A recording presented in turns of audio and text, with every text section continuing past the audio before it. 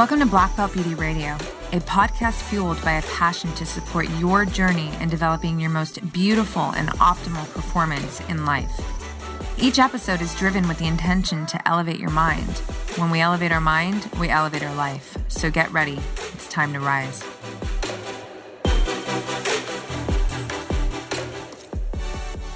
Oh my goodness. Okay. I'm so excited. Dr. William Wallace, first of all, the most epic name ever. It's so rad to meet you in this space. I've been a fan of you and your work on Instagram for quite some time now. So thank you for being here with me and all of us. Yeah. Well, thank you for considering me. I'm still, at times I still wonder why people care what it is I have to say, but, I appreciate it nonetheless. No, you know what? I actually love that because one of the things I really love about you is all the information that you share. Your Instagram is amazing for anybody who doesn't follow you yet. I love the graphics. I love that everything that you share is so rich in evidence-based quality science fucking information, but your delivery is so practical and just kind of even keeled. You're not extreme in any which way when we're talking about supplementation, anything that pertains to neuroscience or food. So I love that about you personally.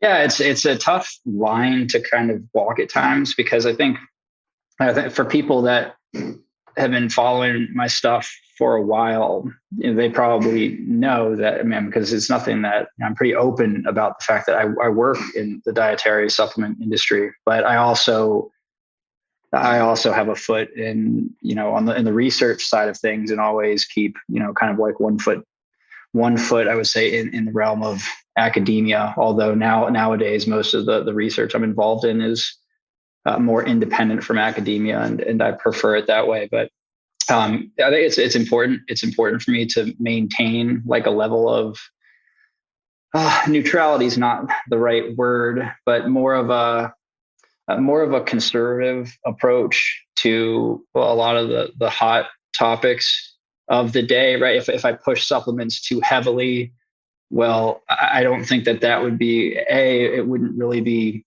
honest in one respect with what I know about how supplements work.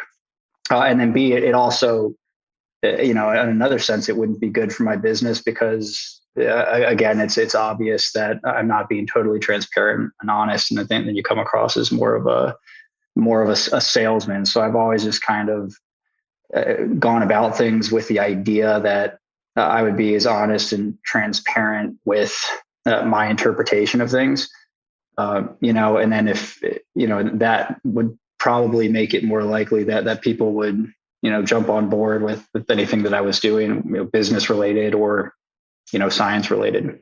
100%. There's definitely a trust factor that's been built. For me personally, you're an absolute resource. And that's really a big deal for me because I'm not an expert in health and professionally or anything like that. I'm just an absolute fucking geek when it comes to performance and health optimization. So, where I collect and where I've collected my information from over the years, that's also why so many people in my community actually trust me. I'm not the hot topic girl. I'm not the fucking biohacker. It's really leaning into hardcore science, the most elite experts.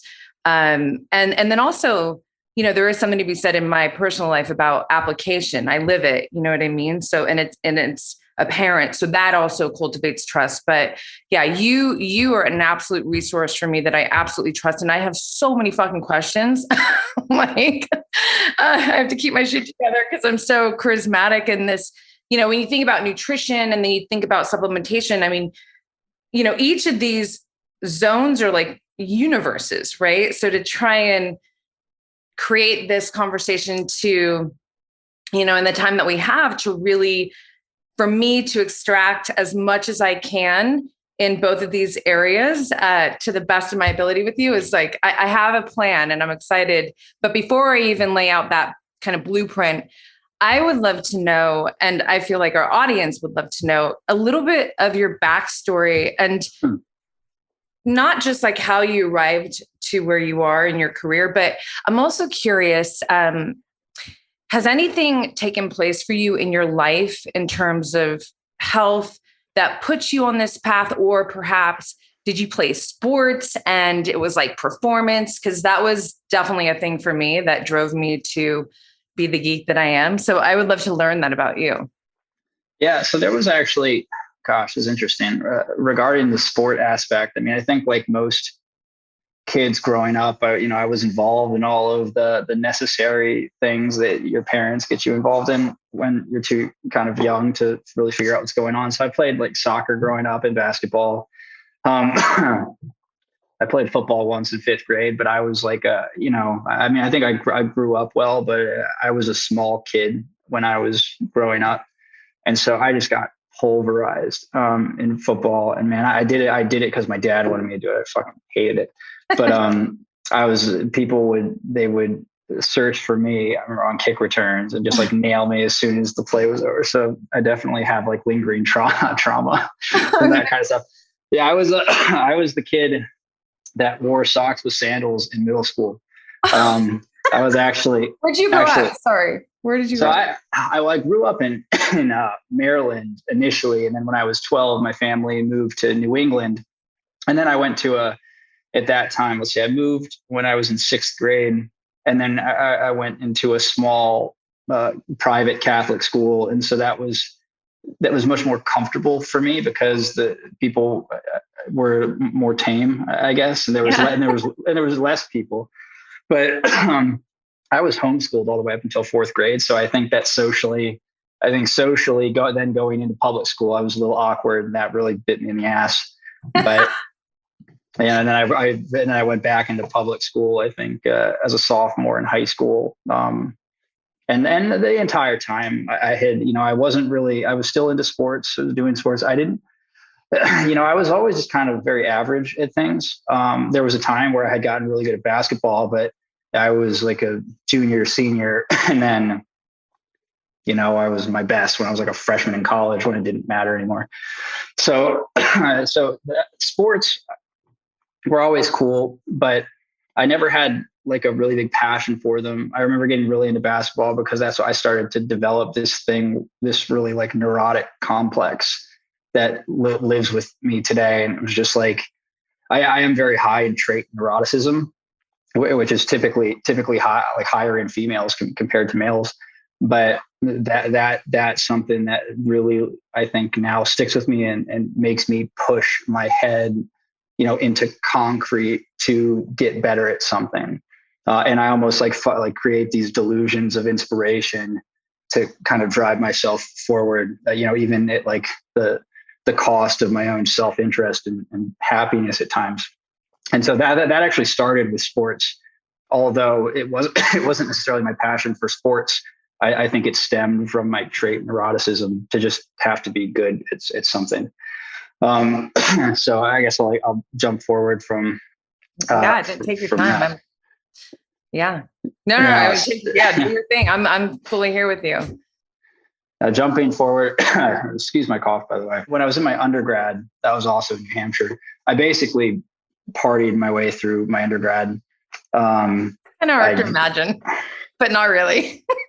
No, it's not. It's not. If you knew me at all, it's not hard to imagine. So I even had to do what they call a super senior semester just to graduate. And I picked a degree where I could just get out. Like I'll never use that degree.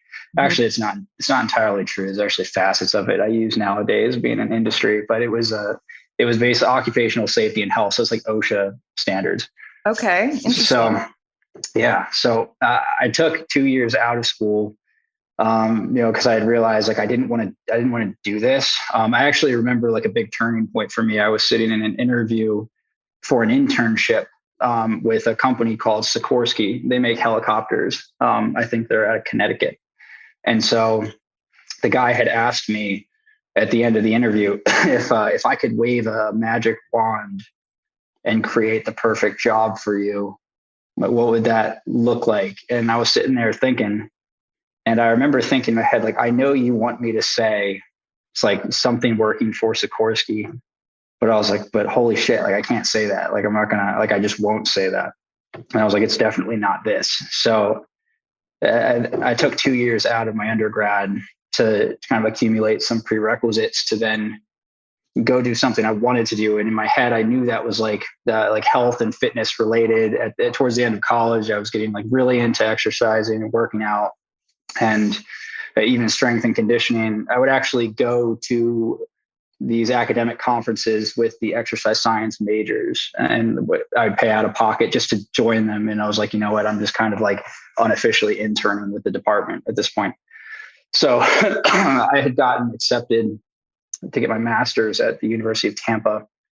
That was in 2015. But going down there, I still didn't really know what I really wanted to do. So I had like interned in a couple different spots. It was strength and conditioning. I kind of hung around the athletic training room. And I had wanted to get into the research side of things, but I think I was in a class of like 60 something people, and everybody at the time wanted to get into the lab there. It's not until you get into research where you realize like this is not like flashy and cool at all. It's like, it's very monotonous. It's very dull. And like, I don't know an exact, I'm just throwing out an arbitrary number, but it's got to be like an 80% dropout rate when like people go in and start conducting studies and stuff. They're just like, this is not what I thought it was. So I had let, the people that were in charge there know, like, yeah, I want to intern in the lab. I'd like to try it. And there was like 12 people in there at the time. And they were just kind of like, like, yeah, cool. Everybody wants to, like, whatever. And my second semester there, it was my thesis. And so I took the whole semester. I picked my topic. I researched my thesis. And I basically wrote my paper and I presented. And it was at the end of my thesis where basically, they came up to me and they're like, yeah, cool. Like, you got a shot. You can come in tomorrow. I was like, cool. So I went in there. And kind of one thing led to another. There was a study that was getting ready to start. One of the guys that was the prime investigator on the study actually flew out to the Dominican Republic to have a job interview with like a AAA or AA baseball team, like a farm league, I believe at the time, because he was a strength and conditioning pro. And when he left, I kind of took it upon myself to basically, I got all of the legal documents together for the study. At that time, I had learned every piece of equipment in the lab very well. So if anybody needed something, they could come to me and be like, hey, Will, how does this work again? And then eventually everybody just started, even like the people who were like in charge of the study and the professors were like coming to me to ask me questions about the study. Like, hey, like, what are we supposed to do this day? Like, how are the methods set up? And so I knew this. So I'd tell them I had gotten it all together. Fast forward, 6 months, and like I'm kind of like, I guess, one of the premier guys in there, I guess you would say. Yeah. And then by the next year when I had graduated, the research just stuck. I'm not sure what it was, but nobody had ever in my entire life called me intelligent or smart until I was in grad school. And I'm not sure what it was about grad school. I just put like a concerted effort. I just put a concerted effort into learning the material that was presented to me. I had taken a serious liking to neuromuscular physiology and biomechanics. I was actually like very well versed in like biomechanics at one point. And it just kind of went from there. I had looked at everybody who was around me and I had identified some of the weak spots. Like, everybody was into nutrition, and at the time keto was really hot. And I had identified, well, there's like the biomechanics was, part of this performance aspect, because most of the research we were doing was in sports performance. And I was like, that seems to be something that people stay away from, I think, because of like the physics involved. Sure. And I was like, so I'll do that, because that then makes me somewhat unique. So I started doing that. Then I went to work for the same group of people at an external research facility from 2016 to 2018. We were still doing a lot of research, mostly with the professional sports teams, things of that nature. But we were also testing a lot of supplements, mostly, and like supplements and ingredients that were mainly targeted for sports nutrition. Like, people were testing things to see if they wanted to bring them to market. And so we were really involved in that. And so that was kind of, and I'd always been really interested in supplements.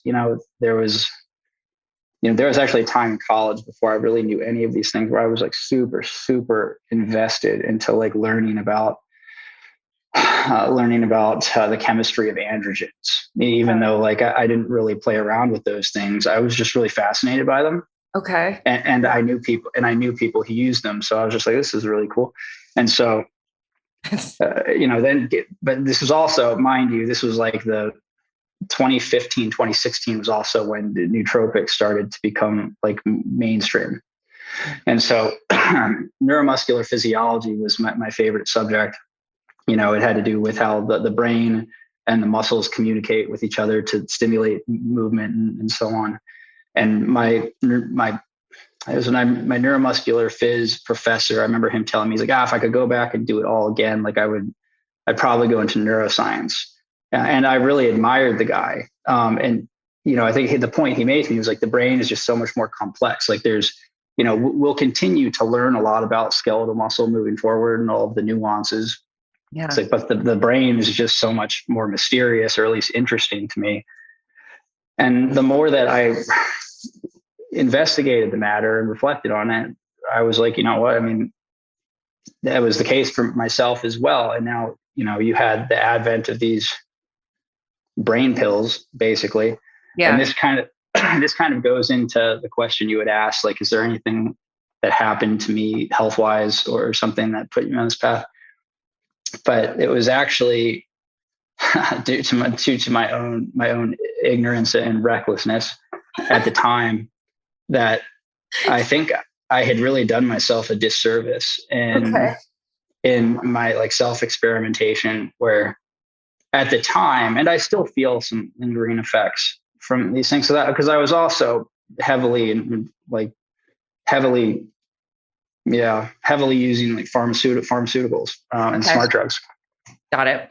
And so I feel like that had damaged me at one point in some way. And I have my theories. I'm not going to get into details, but like I still feel like lingering effects, although I feel like I've gotten back to a point where I never thought that I would be back at, which I would consider like semi-normal functioning up here.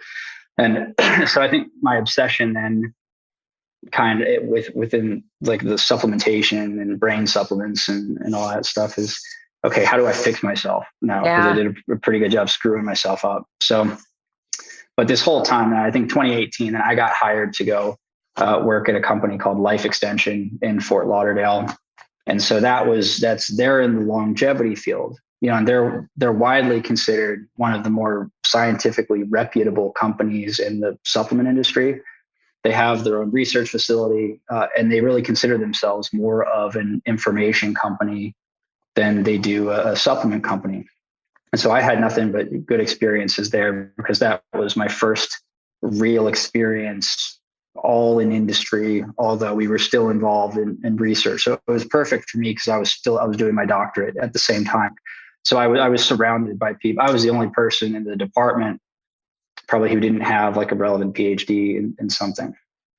And so I was surrounded by people who could still help me in a lot of ways.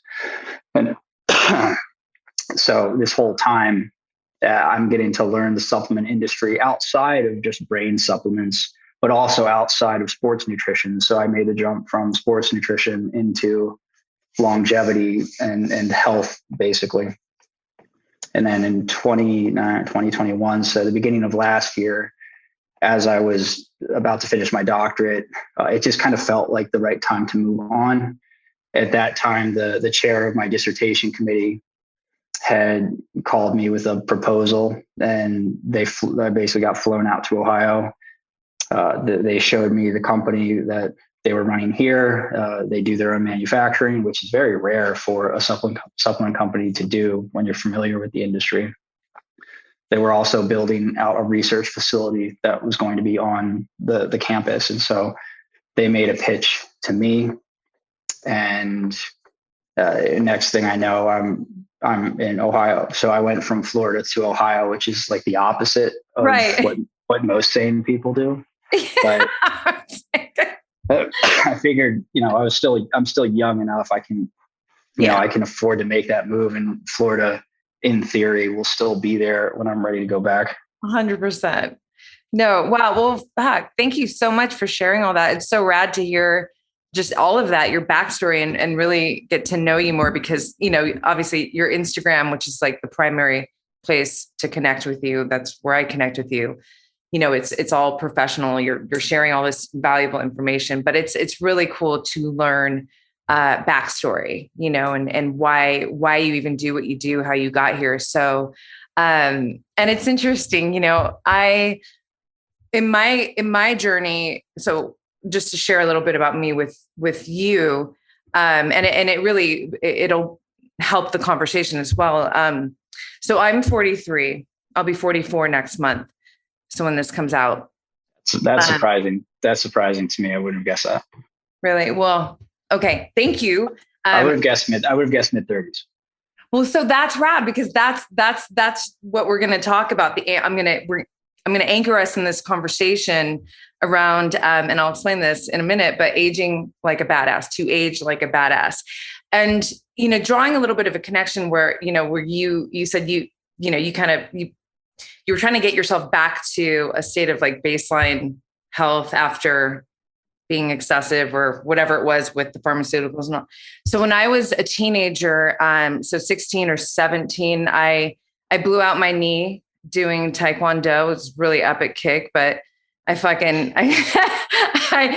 tore my ACL and my meniscus. I tore my meniscus actually 2 months later, in a way where the meniscus actually got stuck between my joints. So it was really bad. It would be and then I would actually tear the meniscus again. So for 2 years, I went from being hyperactive. I was a competitive runner growing up until I started surfing and skateboarding. And then that's all I cared about. So I was moving obviously martial arts, and all of a sudden I'm not able to move as much. I had to work to get mobility back in my knee. And I had been on the American diet for the most part, Taco Bell in high school. And my body type, like mesomorph, right? If you see my brothers, I have 3 brothers, our genes, like we got really lucky in this department, right? So body composition was never a thing for me. Always defined, abs, like the whole thing, until, this happened. And then I gained weight, and I gained it all over, gratefully. But, I knew that I was like, what the fuck is this all of a sudden, And so I would then put myself on this very, very long, and going through this in my late teens and my 20s. When I hit my 30s, I really started, I caught my groove, and I figured it out. I cracked the code. But that process of trying to get myself back into a state of, optimal body composition and really health, it was a painful, very, very difficult journey, but it's ultimately what put me on the path to discover what I'm so passionate about, which is, health optimization. And then I'll pull us into the age like a badass. In the initial, it's like, okay, vanity, like how do I get myself back into, my size 2-ness? Down the line, when things started to change for me is when I started to pivot from just this vanity kind of like, oh, I'm trying to lose weight for this, the aesthetic, and I'm trying to get stronger now. I'm trying to be more mobile. I'm trying to, just perform better athletically. And I also got deeply, I fell in love with neuroscience. So I'm in this neuroscience academy with this really epic neuroscientist, Dr. Sarah Mackay. And because you're like, well, if I really want to kick ass in life on all levels, well, you got to know what the fuck the brain is doing, because it's it affects everything. So fast forward, so in this process, I learned so much information, and I do get myself and also my lifestyle into this place where, now it's just, this is who I am, right? I eat the way I eat, I move the way I move, I sleep the way I sleep, but it's all centered in this concept of aging like a badass. So we hear like, oh, age gracefully.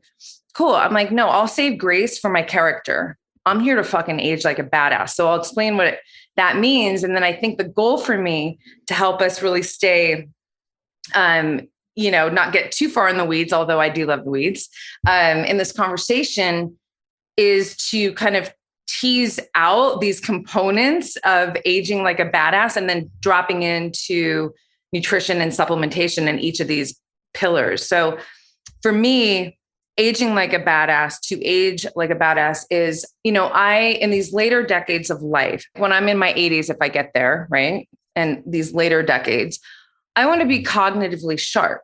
So that's like one thing, right? I'm giving you bite-sized bits.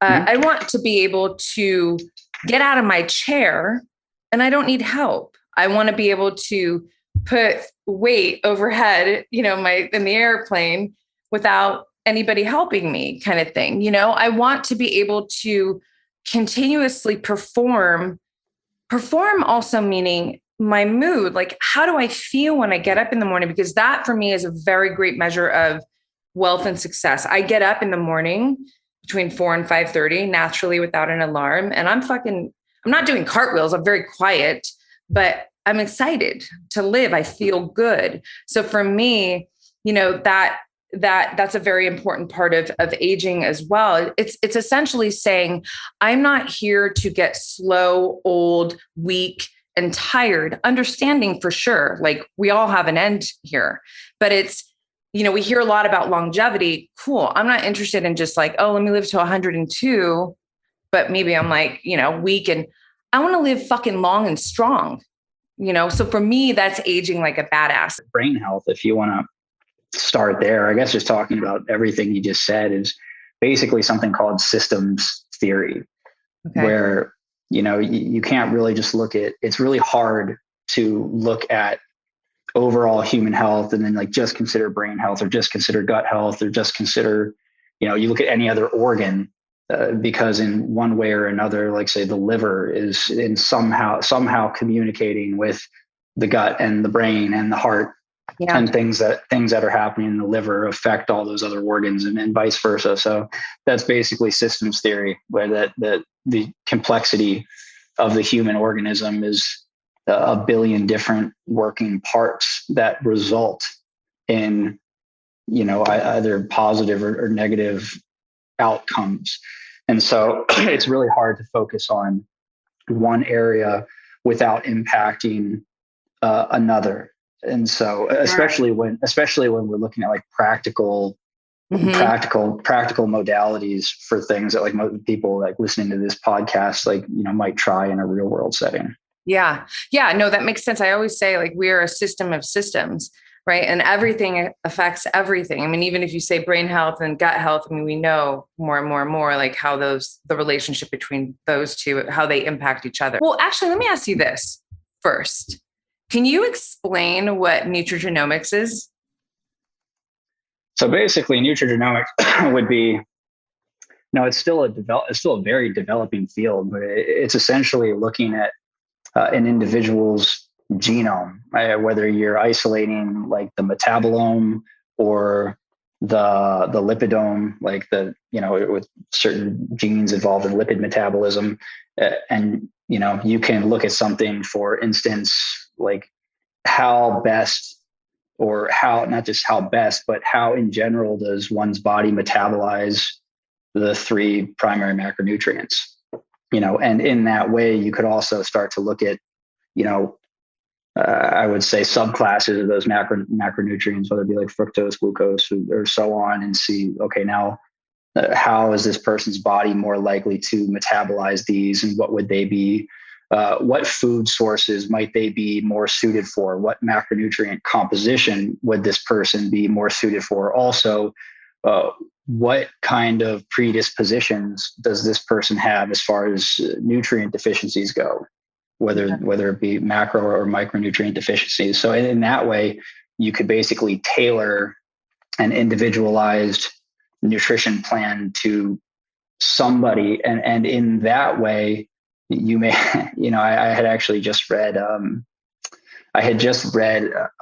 paper on this where they looked at a bunch of different mice within the same species, and each one of them they had a different nutrigenomic basically makeup, where some of them were more suited for high carbohydrate diets, some were more suited for high protein diets, all of which on the high fat diets, and this isn't necessarily keto, but a high fat diet, none of them seemed to live very long. And so that was really interesting. But essentially, one of the outcomes of nutrigenomics, or the theorized outcomes, is that you could more appropriately, say, tailor nutrition to somebody, as opposed to loading drugs on if somebody had a condition like diabetes, or if somebody had, say, a neurodegenerative disease, if we're just talking about, later life brain conditions, then, what kind of nutrients could you be providing this person that may not entirely stop the disease, but may lower the slope of the progression of the disease? And so in that way, as nutrigenomics evolves, it's very likely that it could save a lot of money on healthcare costs for people over the course of their life. It's very likely that it could improve general health parameters. It's very likely that it can help people manage or prevent infectious disease long-term. So that's kind of what nutrigenomics is. Yeah. And that's like where it's headed. It's not quite there yet, but I don't think that we're too terribly far off. Yeah, no, that's rad. Thank you for explaining that. When I really started to get into nutrigenomics, Dr. Rhonda Patrick was someone who dropped me into that deeply. So it's like, I'm telling you, years ago, when people are fucking out doing their thing or watching Netflix, I'm watching Rhonda Patrick give some talk and in this area. And, one of the reasons too, in my journey, that I shared with you, getting to the state where I am now and where I've been for a long time at this point, I noticed it was really, it's actually, I think, a gift that, my journey has been. It's not like, oh, I came out and I was all fucking organic this whole time and just muscle protein synthesis. It's like, no, I was the girl who, like I said, I ate fucking Taco Bell for lunch. And so I know what it feels like. This is just my way of framing it, but to drive a Ferrari versus you fill in the blank, right? Compared to Ferrari. I know that difference because I've felt it. So I noticed clarity. I noticed mood. My natural disposition is definitely more upbeat and positive, but how about emotional fucking resilience? That was 100% affected by these changes that, that I was experiencing from the food that I was now, eating. And so many issues that do exist can likely be, if not cured, I won't use that word per se, but can be improved, right? Just from nutrition. So if you think about going from fast food and eating, processed lab created food, what that's doing to your brain, to your hormone, to your gut health versus whole foods, that are rich in micronutrients, you're getting your macronutrients. I mean, can you talk about that and just how nutrition is really a great lever and how you are going to? Yeah. I mean, I don't even think I have to say a whole lot about that. I think that really, gosh, I mean, you basically said it, but I think a good way to frame it is that oftentimes the most impactful therapeutics or treatments for mild and a lot of times even severe conditions are free. And those are things like, nutrition, sleep, exercise. Within nutrition, you have of course, the composition of the nutrition, but caloric restriction, and in some cases, especially when you're looking at, maybe diabetes or in some case, or pre-diabetes and things of that nature. So that is really it's you don't, gosh, I mean, I don't have to elaborate more in an attempt to sound intelligent. It's a lot of times a lot of times the most effective modalities for mild conditions and sometimes severe conditions are free modalities.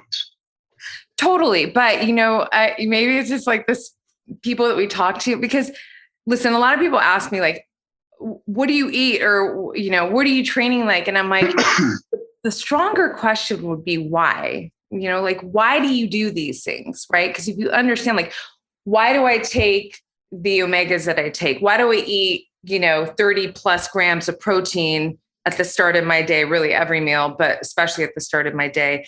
If you start to understand why I'm doing those things, you're going to be in a better position, if you are going to, implement these things into your life. So while it sounds like it's like the most basic, yeah, this stuff's free and it does that, but it's like people don't really understand.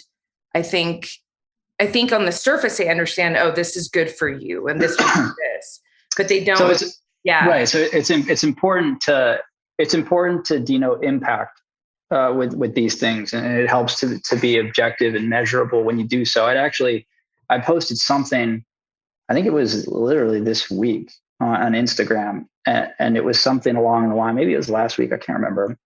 It was something along the lines of, these researchers in this place, basically found that if you increase your carotenoid, vitamin C, and vitamin E intake by X percentage, then there was a general reduction in all-cause mortality, I believe, the hypertension, and the other one may have been diabetes. I'm not sure, but and I cited the study underneath. But somebody had said or commented on the post, they're like, I'm always so curious as to why people even run these studies. It's like they find these results that are so like, well, duh, if you eat good, you're going to feel better. And I had thought, because, I think about that at times, you see studies where you're like, well, duh, that's obvious. Like, why do you even, who funded that? But, but then, if you sit back and think about it, you're like, well, no, these are really important studies to conduct, because if you can actually find things that are measurable and then look at the magnitude of the effect of a certain treatment or modality, and then translate that to people who aren't like in the know with these things or don't study these things intensely, then maybe those quantitative numbers are enough to show them the actual magnitude of effect. And that's enough to stimulate a want to change or a change in their own lifestyle behavior. And also it helps clue in researchers and practitioners on what kind of specific modalities they can use to then target specific conditions, in the future. And so that may help people indirectly, even if they're not changing their own behavior and they're working with a practitioner, then maybe they can help them change their behavior, all because they'd be like, oh, if you increase carotenoid, vitamin C, and vitamin E intake by this much, you can potentially achieve this kind of effect in somebody with hypertension. Yeah. That, it's like, that's not a useless study. That's not a useless study at all. No, totally. I mean, when I learned about the importance of vitamin D from Rhonda Patrick and how I think it regulates like over 5,000 of your genes or something. It's a steroid hormone. I was like, what the fuck? Like, I call it like the gangster vitamin. This is a real, it's really important. So just learning that information, really made it, for me to be like, well, I'm taking my vitamin D, every day. And I do comprehensive blood labs, and I want to talk about that with you. But just, kind of really affirming what you just said, in my own personal life, that made a big difference, So that's the thing. It's like understanding why we're doing these things, I think, is also such an important part of the conversation that will really help, the listeners, and especially like, I'm talking about, like, when I say every day, I'm someone who's maybe seen as extreme because, comprehensive blood labs, as a regular throughout the, twice a year. If you come in my kitchen, it's like, it is what it is, like my everyday movement and all that, where, I don't see it as extreme. I just see it as, I know what it takes. I know what I feel, and I know where I'm driving myself in my life. So, this is my process. But I also understand that, it's not what the average individual is doing, can maybe even do, because health does cost money. I know we said that a lot of things are free, but in the example of doing comprehensive blood labs, like shit costs money, Yeah, well, right. Everything costs money, right? So you might as well spend it. You might as well spend it on things that are going to make you feel better and look better and perform better for longer. So, it's like, that is I've never, gosh, it's tough because on some level I can't relate to people who make the argument that, well, I can't afford to eat healthy. It's like, because money is a barrier to that. And it's really interesting because it's a very real thing. The perception of money being, or finances being, a barrier to a healthy lifestyle. You see it over and over again. You see it in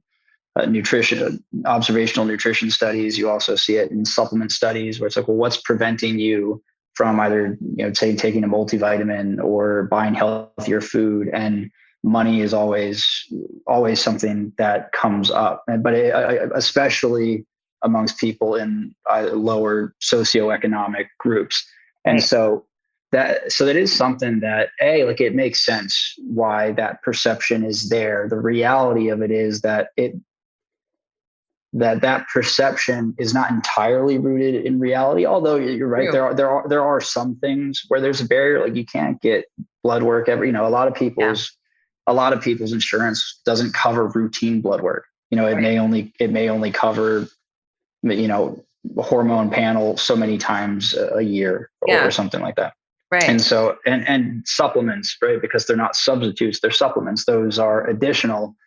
Some people may not be able to spend the extra couple dollars on a multivitamin or what have you. So the financial barrier is definitely a real thing. Although I do think in most cases, the perception is amplified past that of which is actually rooted in reality. No, I agree with you, because there are so many ways. I mean, talking about the free again, but just even in food, and there are things that you can do that can really, really make an impact on your health that are not so heavy in the wallet. And I do love that statement of like, pay now, pay later. You want to pay for, to the things that keep you healthy now, or do you want to pay for doctors later? And it kind of does feel like it really is either or, because if you stay on this path where you're not, doing what's necessary to at least keep your baseline health going, then you are likely going to run into, the detriments of aging and then have to pay for it with doctors. Okay. I want to talk to you about something then that I'm very passionate about, because what I've learned, in this area, one of my very, very best friends and doctor is Dr. Gabrielle Lyon. I've learned a lot from her around muscle health and how muscle health really impacts your overall health. And so I would love to, if you're cool with it, talk a little bit about muscle health, and particularly like what one can do nutritionally and even supplementation wise. I'll insert this because I'm so eager to learn more about this from you, like creatine, any supplements that you feel are of use for muscle health, or, yeah.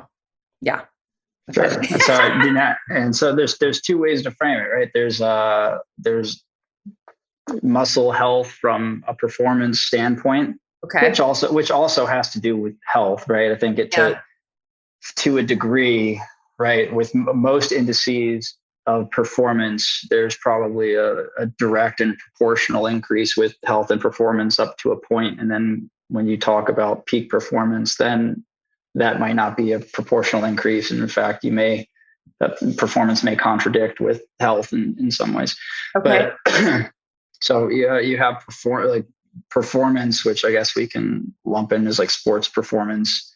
Okay. And then you have health, which will kind of take a step under performance, and just talk about like functionality, like you had said, I want to be 80 years old and be able to get out of my chair and, hold my grandkids, my great grandkids, and, basically do so without supervision. So that's kind of how I separate the two things. And to be honest, at this point in my career, I'm not entirely interested in like sports performance, although Yeah. I guess I know a reasonable amount about it. I just like, it doesn't really it stoke does. my fire. Yeah, no, well, good. I love learning that. And for me, I think it's really, I know there's athletes that tune in, but I guess I think the primary focus for me is aging like a badass, like someone who's like, hey, I just want to stay healthy. I want to live long and strong, for as long as I can in my life. So, for those who are taking it to another level, who are Olympians, and I mean, I can see how that's another part of the conversation, but really, if we want to just center it in kind of average humans and how to stay, ahead of health, really. Yeah, sure. So I think the most important things you want to do for muscle health long term. And so this is like outside of just supplying an ample amount of amino acids for protein synthesis and, muscle basically maintenance and also remodeling, would be to maintain antioxidant status of skeletal muscle cells, and also increase and improve the turnover rate of contractile proteins and mitochondria. Those are like the big three things that you need to focus on or consider when you're talking about the longevity of muscle health. And so, excuse me, within that, of course, exercising is really important for that. But when you're talking about the antioxidant status, exercising actually, I mean, there's an acute decrease in antioxidant status, but then, chronically it goes up. But you also have to consider and look at the antioxidants that your body makes naturally. Okay. And those would be things like, your NADH, L-carnitine, which like 95% of L-carnitine is actually stored in skeletal muscle and plays a massive role in mitochondrial health. So there's actually some modalities that have been put out there that have shown some real efficacy for people that are in that 65-year plus range for their muscle health. And that's, I believe it was 3 grams. It's about 3 grams of creatine, 3 grams of leucine, 2 grams of L-carnitine. Okay. On their own, we're able to basically, I think, not even just maintain muscle mass, but build muscle mass in people that were 65 years and older. But I mean, you have like the obvious amino acids like leucine, where granted, like younger people are more sensitive to the protein synthesis, so you need less. But once you actually get like 40 and above, then you need to kind of go above that 2 to 2.5 grams of leucine, of course, with other essential amino acids. But if we're looking at leucine as like the main stimulator of mTOR or protein synthesis, then the recommendation is 7.5 grams of leucine a day. But you would want to get that 3 times a day and break it up into 2.5, 2.5, 2.5. That's actually one of the biggest things working against maintaining muscle function long term is actually that the older you get, the less you consume, like nutrient wise. And actually, most older people, they backload most of their food towards the end of the day, and they might like snack throughout the day. Yeah. So even if they are hitting, say that they're only hitting like a real protein synthetic response once in a day, and that's their last meal of the day. Even if that was the case, you wouldn't want to take that food and spread it over the course of the day, because like now you're not really triggering a meaningful protein synthesis response at any point in the day. Right. And so in that way, supplementation may actually be the key. And so I actually think that it's important to look at some of vitamins and minerals. We know those are important. They're essential for a reason, and you shouldn't just supply them when they're needed. You should supply them because they're always needed. And so whether that's taking them in through supplementation or taking them in through diet or what have you. And those things actually play a role in the synthesis of the body's own antioxidants. And they also act as antioxidants in their own right. At least some of them do. But you look at the the antioxidants that the body makes on its own. Yeah. I think I mentioned L-carnitine, NADH, melatonin, alpha lipoic acid, CoQ10. Oh gosh, and there's one, and glutathione. And so if you look at all of those, well, the body makes these are the big ones, and it makes these for a reason. So it makes sense that we should supply the nutrients that are used in the manufacturing of these things, or we could also supplement with these things directly, and that's not really going to cause the body any real harm. Yeah. Well, oh my gosh, there's so much in there. So, okay. A couple of things. Would you say then, I've learned that talking to a lot of people, women especially, they really don't get enough protein in the day. And that's, I'm very protein centric in my diet. I tend to eat maybe twice a day, depending on training. It can be 3 times a day, but even if I'm not getting 3 full meals in, maybe midday I'm doing, essential amino acids. So would you say that like amino acids could be a great supplementation if one is not, able to get the definitely. There's enough research showing that, say, an equal amount of essential amino acids compared to, say, like a whey protein can actually increase plasma amino acid levels. So postprandial amino acidemia can raise it higher than the whole protein source. And that's probably just because they're absorbed quicker. So does that mean anything for long-term muscle health and maintenance and growth? I'm not sure that it does, but of course you need to raise plasma amino acids to a certain level to trigger protein synthesis. Yeah. But it is also important to consider the types of amino acids you're taking in. There's, individual amino acids, or you can look at branch chains, or you can look at essentials. And in most cases, it's probably best to get essentials, because I think all essential amino acids, I may be wrong, but I think all essential amino acids minus tryptophan are used in actual protein synthesis for skeletal muscle. So if you stimulate protein synthesis with BCAAs and you don't really have anything, like you haven't eaten a whole food source with any other protein, then you're going to be drawing those other essential amino acids from probably muscle tissue.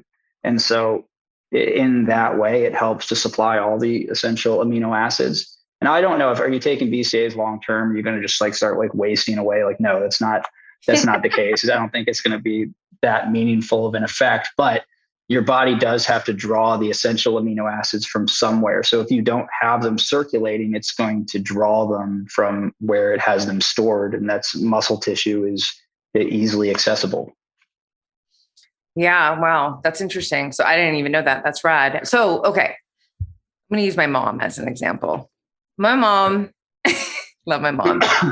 She's like, why do I have to take these supplements? Right. Cause gratefully in my family, people have lived long and strong. But, one of the things I tell my mom is, our soil, right? Our soil is not as healthy as it used to be. A lot of the nutrients that we used to be able to get from food, we're not getting perhaps enough of them anymore to keep ourselves in optimal state of, a state of health as we're aging, right? And this is where I feel supplementation is really important. And, you listed off some, as an example, some that I actually do take. And I'm someone who's eating all the foods that give you, L-carnitine, all these things. But I still, again, it's this concept of you don't want to just be kind of walking the line of health and then all of a sudden some shit happens. You kind of want to stay ahead of it. That's how I see it, if that makes sense. Right. And so I feel like supplementation is really, really important to be able to achieve that goal. Right. Yeah. everybody, even those of us who are really mindful of these things, we all have holes, in parts of our life that need to be filled in one way or another. Like, I get routine blood work done. And I've been experimenting with different types of supplementation for years. I went and got my blood done maybe 3 months ago now, and my vitamin D was low, my zinc was low, and my magnesium was not low, but it was at the low end of adequate. And those are things that the last time nothing had really changed, but the last time I got my blood work done, probably last year, before that all of those things were fine and nothing had changed, except for I had moved from Florida to Ohio. And so maybe that had something to do, but also my workload is incredibly increased. And so, I'm more stressed now than I was at the same time last year. So maybe that has something to do with my magnesium being a little bit lower. I'm not outside and the sun is often, so my vitamin D is a bit lower. So maybe I had increased my supplemental vitamin D. And zinc, I think that because I'm so on the go now, like I'm having to go more places, I'm having to be at work longer. Mm-hmm. And so I think that there were some things like, certain animal products that I wasn't eating as much of, because the easiest thing for me to do to get out the door in the morning is actually just like throw a bunch of shit in a blender and just like turn it on and then go. And it's, so I think that maybe like some of my animal sources of protein and also like fat content, like I wasn't getting. And so it also, you have to consider different time points in your life. You're going to need different things. It's like,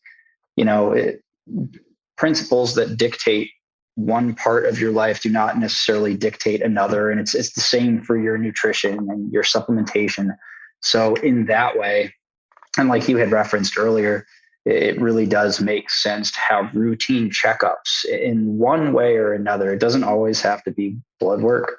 Yeah. But you should find things to actually get like measurable observations on yourself. So you can, even if it is a snapshot in time, you can talk about the limitations of all that.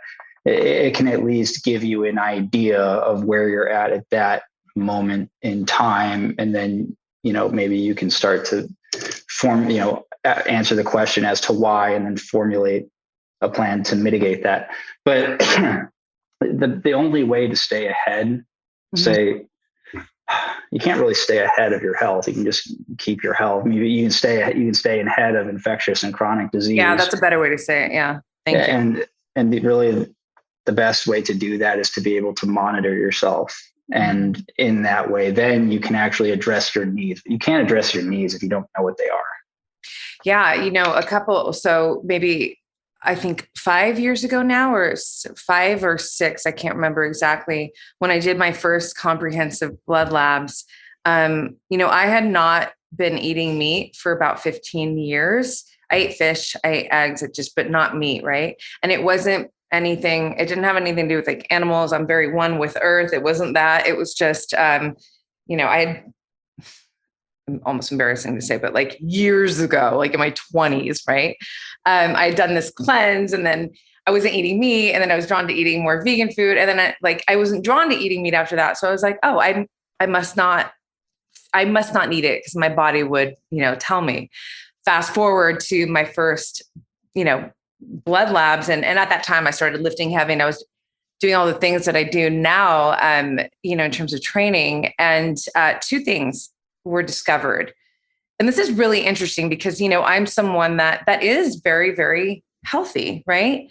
But what we found was, and this is important to insert, I was getting annoyed with myself at that point, honestly, because I had been learning so much about red meat, specifically the nutrients, that you get from red meat. And my brothers were always telling me like, you're tripping. You need to start eating more animal protein. And I was like, nah, and, but so 2 things happened from those blood labs.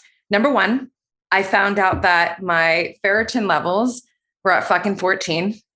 Oh, wow. I was yeah. Oh, wow. Gabrielle heard that. She's like, oh, you're an overachiever. Just for reference, it's like she likes, her women to be between 80 and 100. So any minute like something was probably going to really go wrong, or I don't know. But 14, we can talk about that. Ferritin is not something that, most are being tested for. And so that was really important. I went and got a steak that night, and now I have it for breakfast every day. I'm obsessed. I was like, thank you. But the other thing that was really important that could really be useful in this conversation with you is that I discovered that my thyroid was hyper at that moment. Yeah. And what ends up happening is this. So first, they're looking for antibodies, like, oh, do you have Graves? I'm like, I'm not gonna fucking have this. Like, I don't, no. But no, that wasn't the case. Then my friend is a clinical nutritionist. She's like, you eat a lot of spirulina, a lot of algae. There's a lot of iodine in your diet.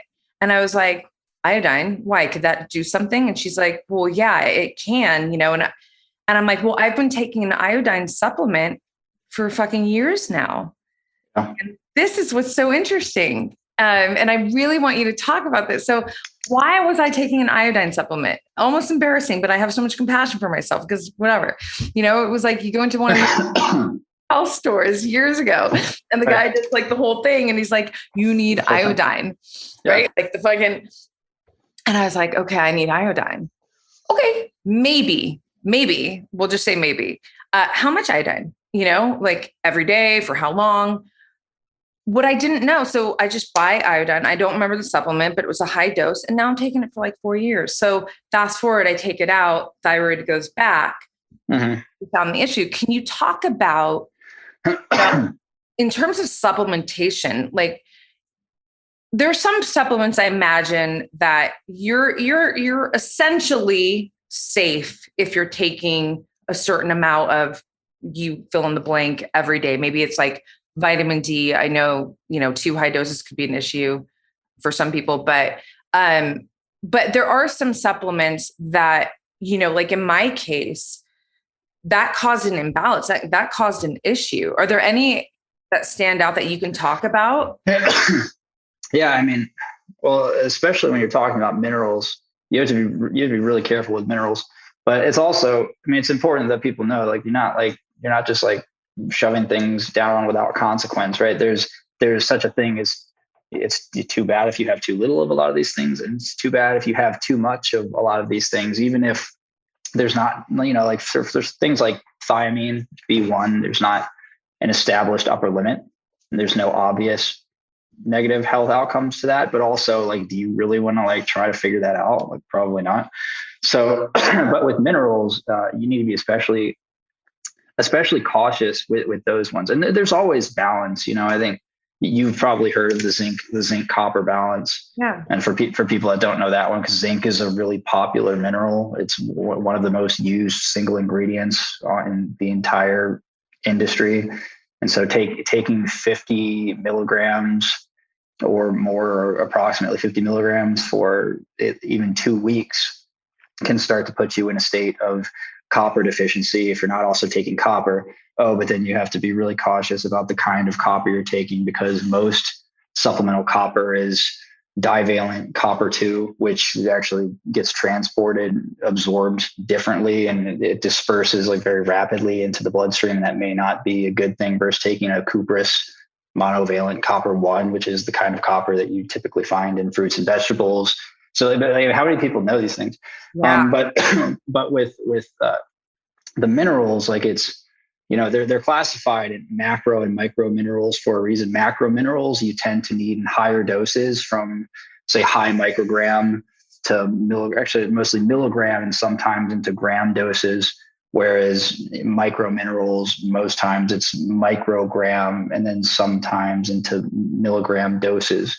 And so if you can look at them like that, then you should, okay, should I be taking gram doses of, zinc? Be like, probably not. It's a micro mineral. So the amounts you need are lower than the amount of magnesium, which is a macro mineral.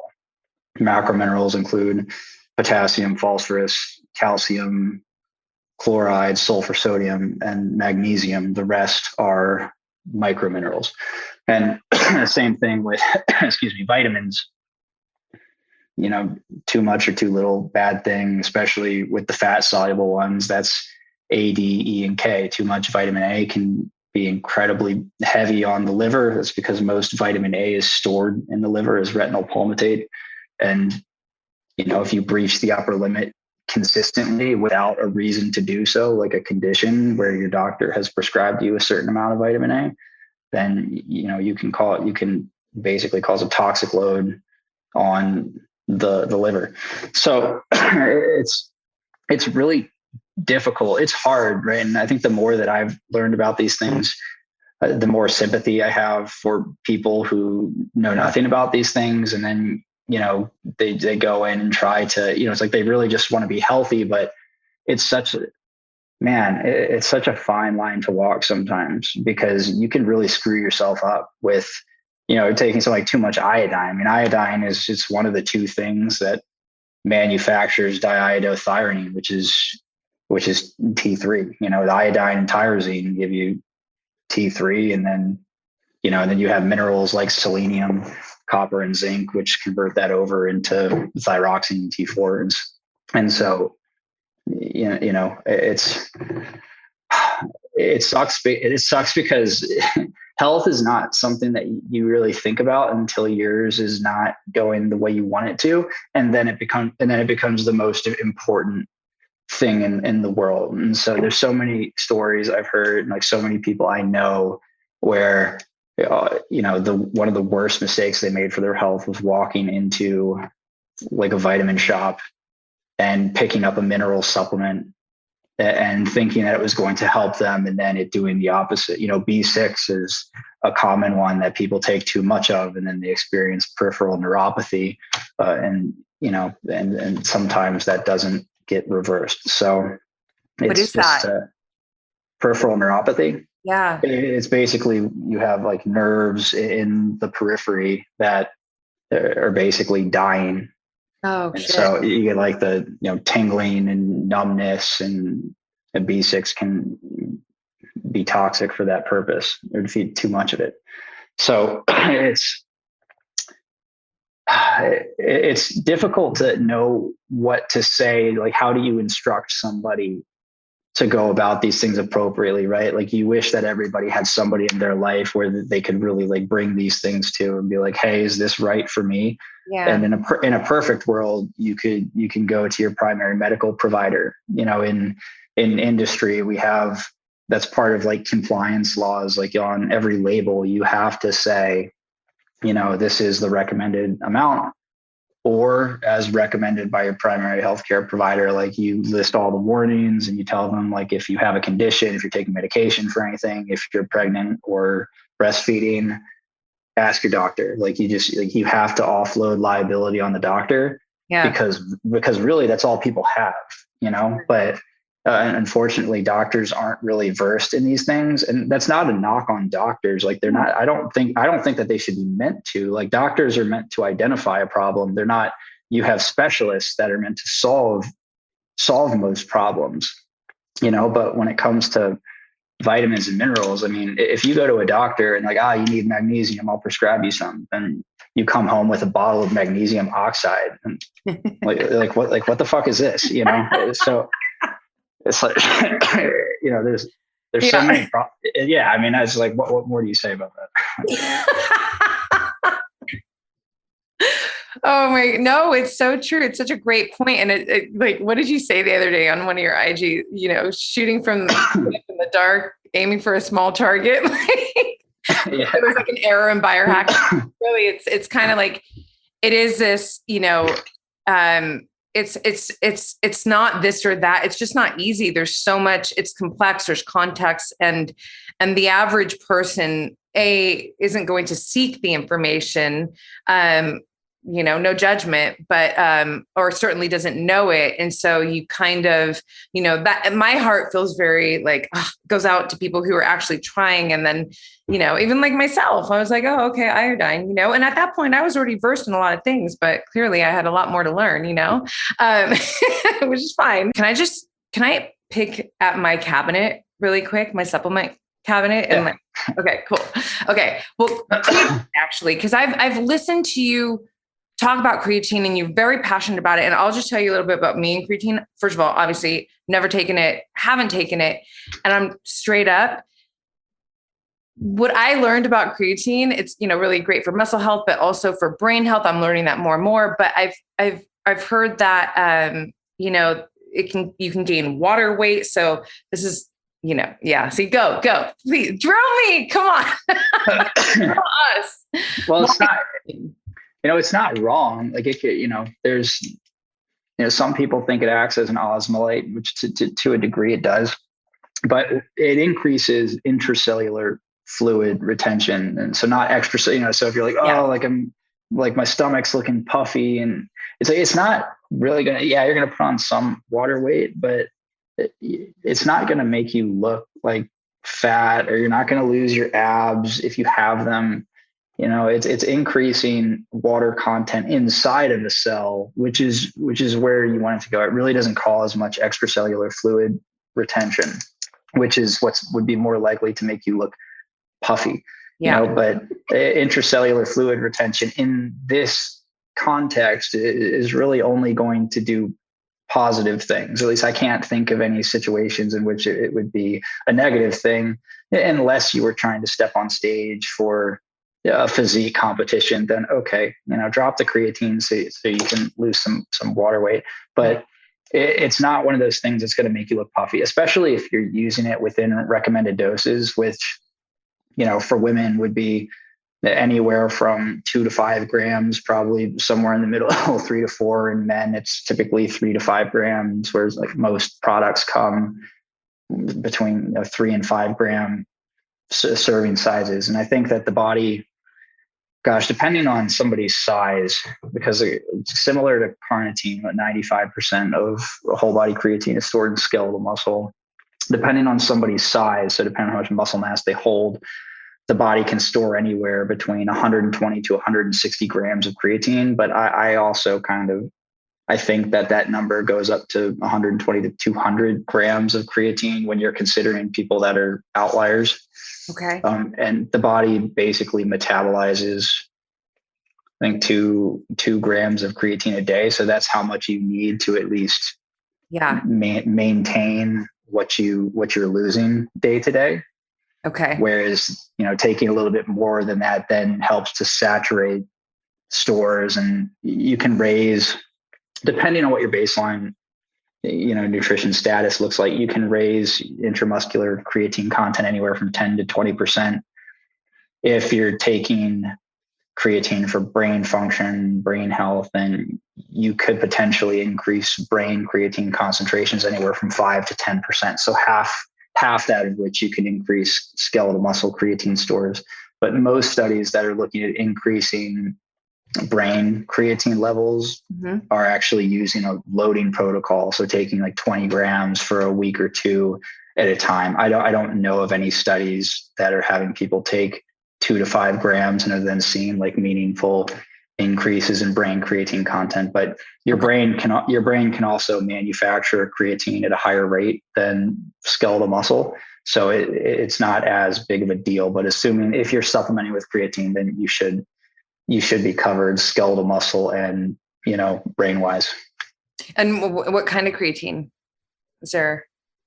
So, I mean, there's a bunch of different types, but it's this is one of those things where I sound after this.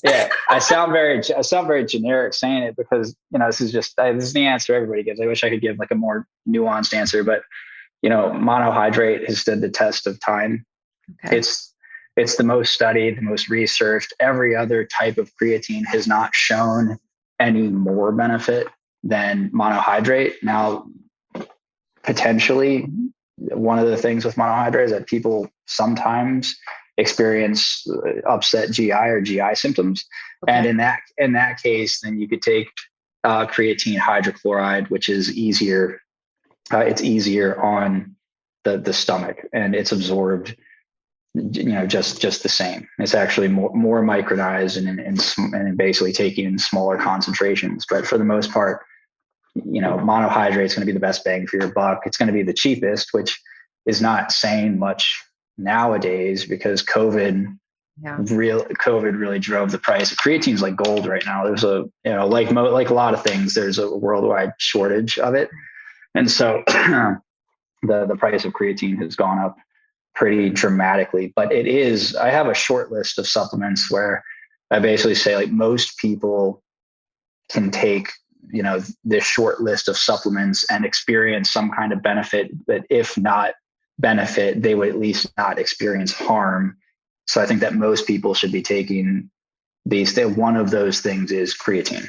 What are the other ones? The other ones would be quality omega-3 supplement.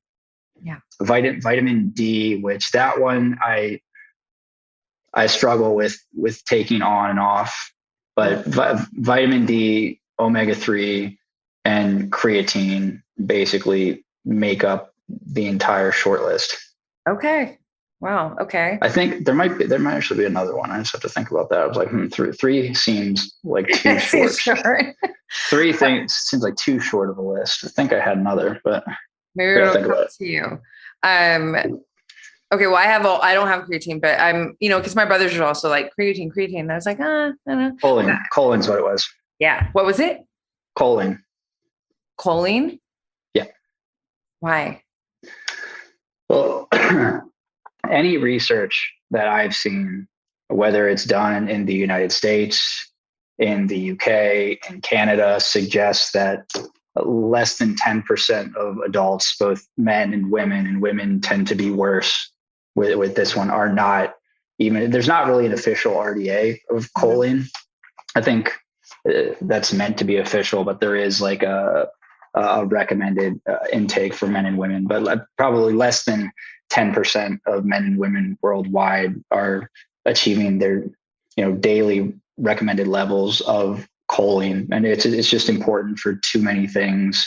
The amount of lipid-derived signaling molecules, the different substances that are produced from the choline that actually then, partake in the structural stability of different plasma membranes in the body, especially the brain, but also in the periphery. We just use it for so many things that, it's no surprise that, that a choline deficiency is a kind of a hallmark, or at least one of the 4 theorized drivers of Alzheimer's disease, which is actually the cholinergic signaling hypothesis, but that, acetylcholine can be manufactured from choline, but that lower acetylcholine signaling would come as a proxy of taking in less choline over time. Not saying that is a primary driver of Alzheimer's, because that really hasn't turned out to be the case.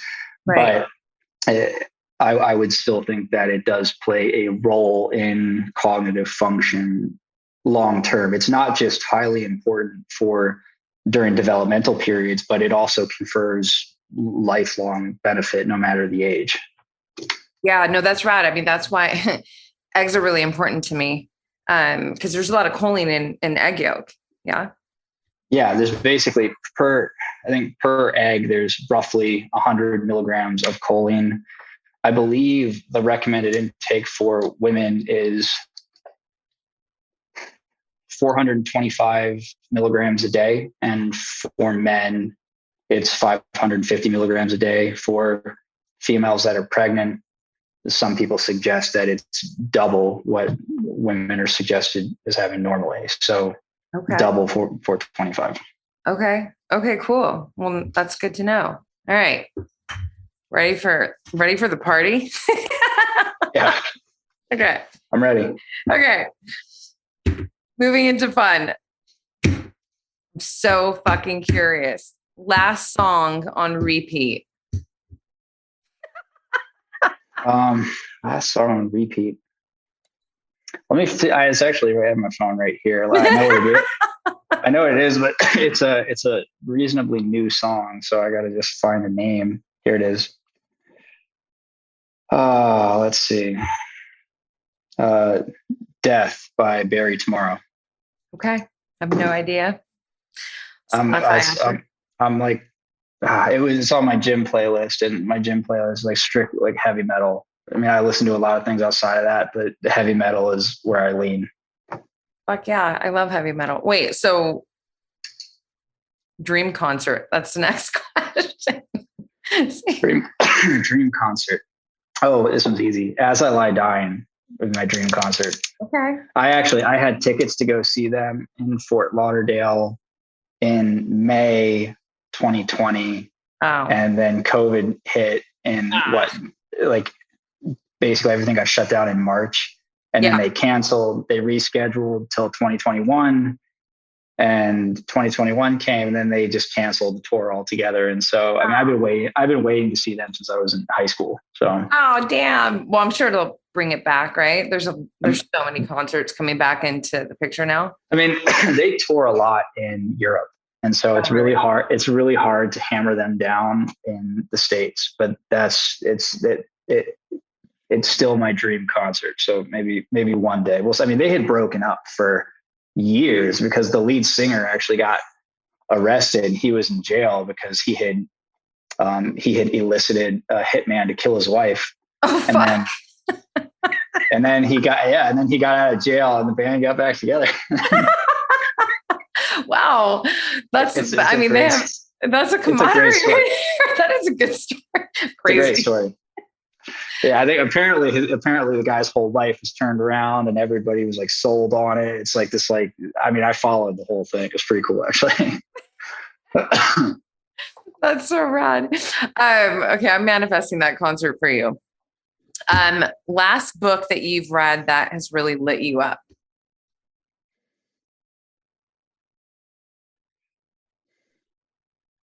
That has really lit me up. It's been a minute since I had a book really. That you're just so. Yeah. Yeah. I'm thinking. I'm going through a couple of them.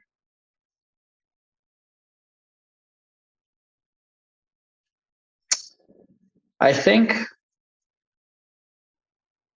Thus Spoke Zarathustra by Nietzsche was probably the last one I read that really did something for me.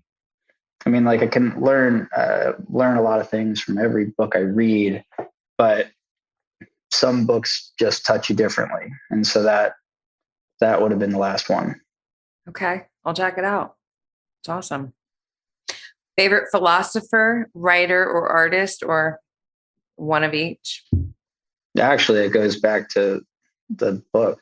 Friedrich Nietzsche is probably my favorite philosopher. And I know that that's not, for some people, that's not entirely popular because I suppose I consider the father of nihilism. But I think if you actually, that often comes from people who haven't read the work, or at least if they've read some of it, they haven't read enough of it. And I don't think that they actually understand the guy. But also I think it takes a type of person maybe to understand where he was coming from and what he was saying. Like my dad's a very smart guy, but we grew up in a very conservative and Catholic home. And so, all my dad knows about is like, oh, isn't that the guy that said God is dead? That's like, no, I don't need that. I'm like, but that's like completely out of context. It's basically God is dead. Like man killed him. It's like, it's not it's not him like proclaiming that he's any greater than God, although some people think that was the case. But I just think that he was an incredibly complex person. Mm-hmm. He was a very, very tormented person.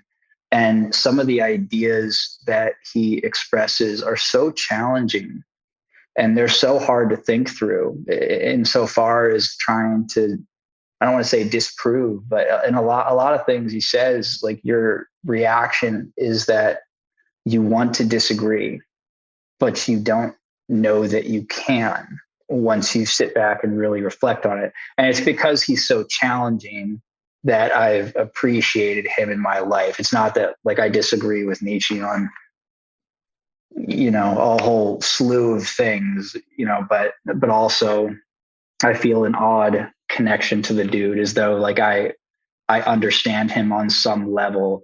And he, although he's not alive, has challenged me more than most people that are still breathing.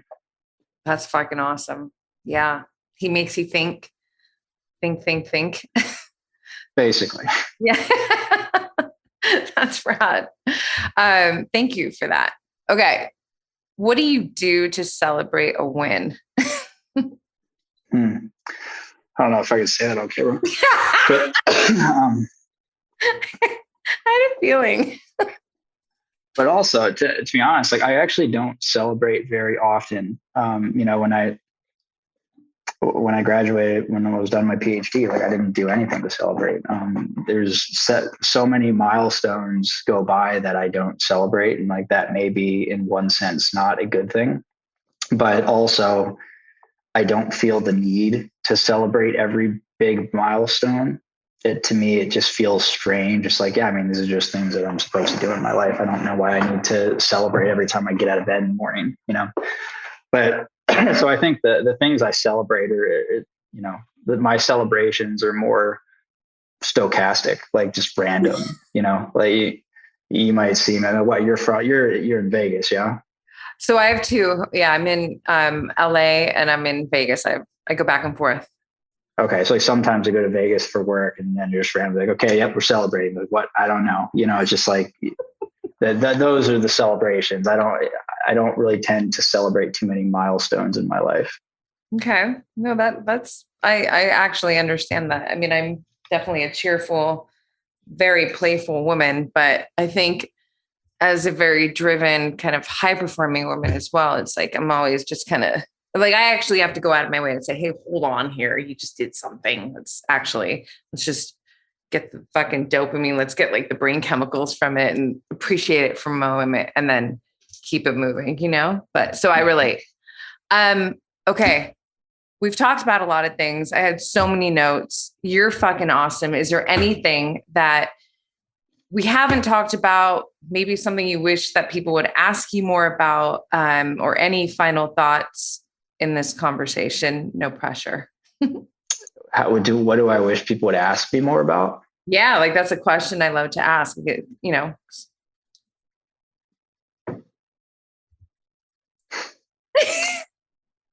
Say probably how I'm doing. So like sad boy answer.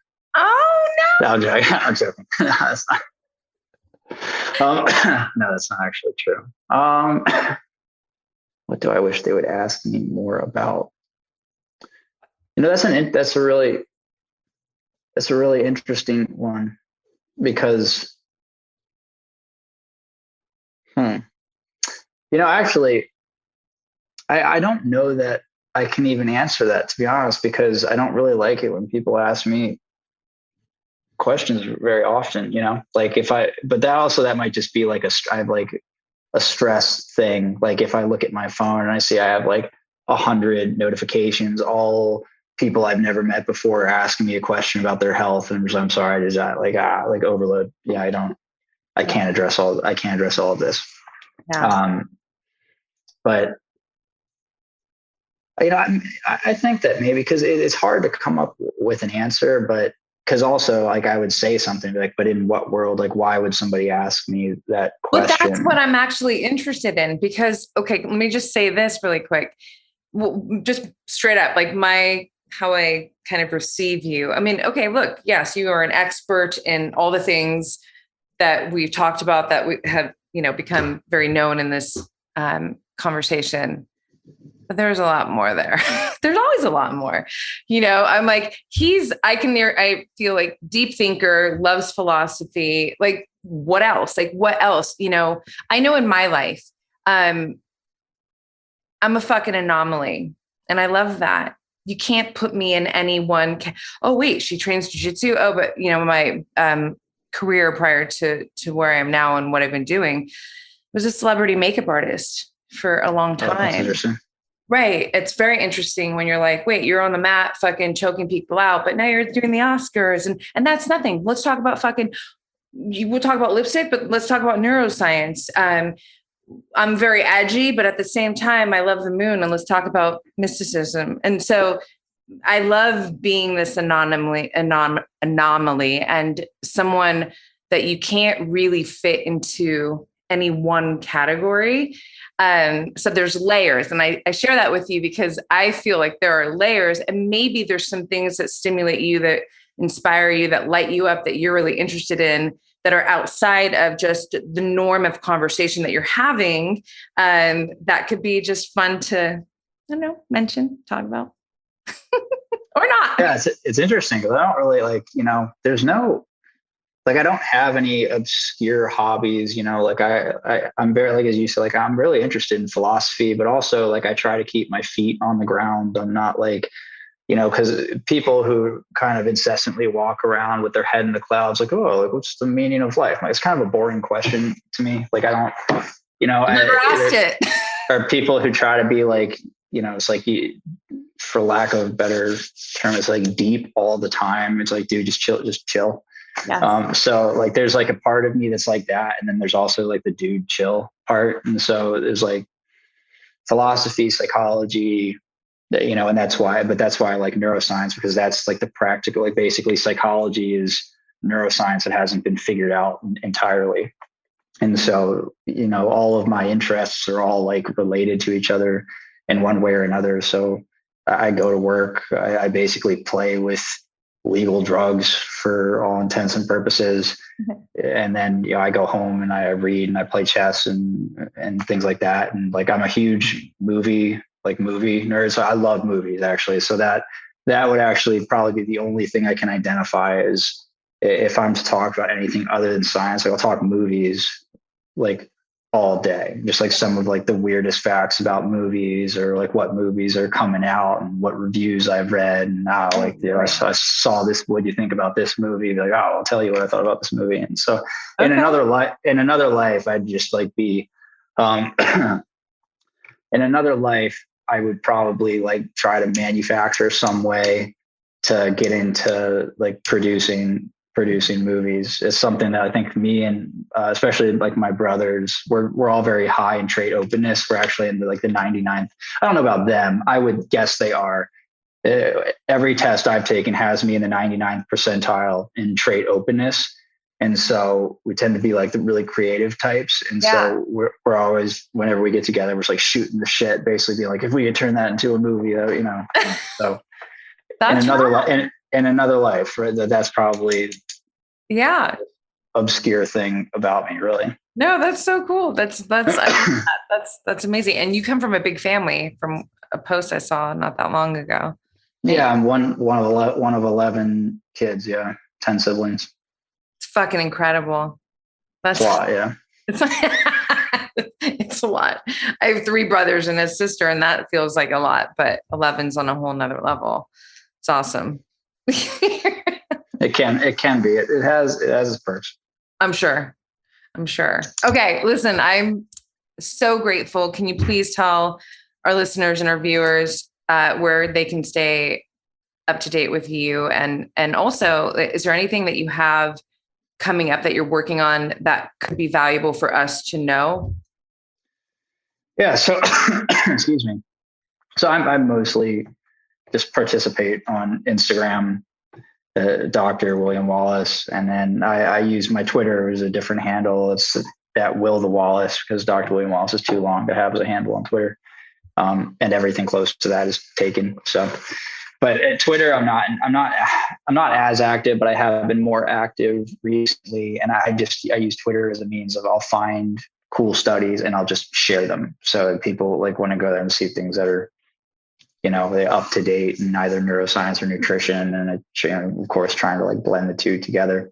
I don't have a website because I don't feel the need to have a website. I'm not, personally selling anybody anything. If they need to get a hold of me, they can just message me on Instagram, and then I probably won't respond, but you can always just, you can throw your hat in and see if I pick it up. So, but as far as things that are being worked on, plenty of stuff being worked on, and that'll probably make more public as far as like the research we have going on here at the facility. We're getting ready to publish a couple manuscripts, and then also the company here has actually, I keep saying the company, I'm not like saying the name yet because it's finalized. The company has a name.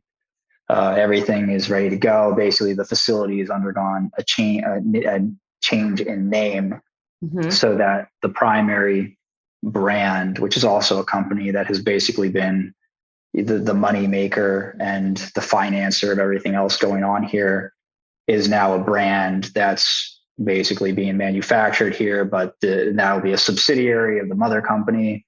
And from that mother company, we have a couple different brands with different products slated to launch, one of which should be launching next month. Okay. The other one the month after. And each one of these brands is able to target a different demographic. One of them is like a line of supplements for women's health. One of them is more, I guess you could look at it as more of like a medical longevity line. So it allows us to breach different demographics and put out some really cool and nuanced things. So I think we do have something coming out soon that I think is a really cool and nuanced product. Okay. And so I'll introduce the product and then people can make their own judgment on it, but I'm excited for that one. We also just had a new building go up. So we're waiting for the flooring's in, everything's done.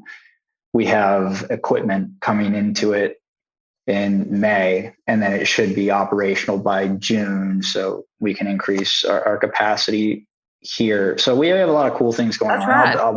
I'll probably be more public about it. Okay. As we move things along. Rad. Well, I'm a fan and I'm here fully supporting however I can. So when the time comes, if there's any support needed in that way, I'm your girl. So thank you. Thank you so much. Coming into this conversation, I'm like, oh my God, this is a big one. There's so much to talk about. But really, I really want to tell people to, if they're not already following you, go to your Instagram, because we didn't even scratch the surface of so much of your knowledge. And I feel like Instagram is such, the plethora of knowledge that you share there is really, really fucking awesome and useful. So, but thank you so much. I hope that, I know science is always evolving. We're always learning. So, down the line, we can do it again with, everything new that there is to talk about in this space. And if your concert had manifested or not. Jeez. Yeah, well, I'll definitely let you know on that one since you're manifesting for me. I'll also be disappointed now if it doesn't happen. I don't know. I'm kind of a fucking badass manifester. So one of these guys goes back to jail for another assassination attempt. I'm not going to be happy. It's not going to happen. All right. Thank you so much. Thanks so much for tuning into this episode, you guys. If you loved it, please share it on your social. Throw it up on your Instagram stories and tag me. I'm at Black Belt Beauty. I am also at Roxy Look, ROXYLOOK.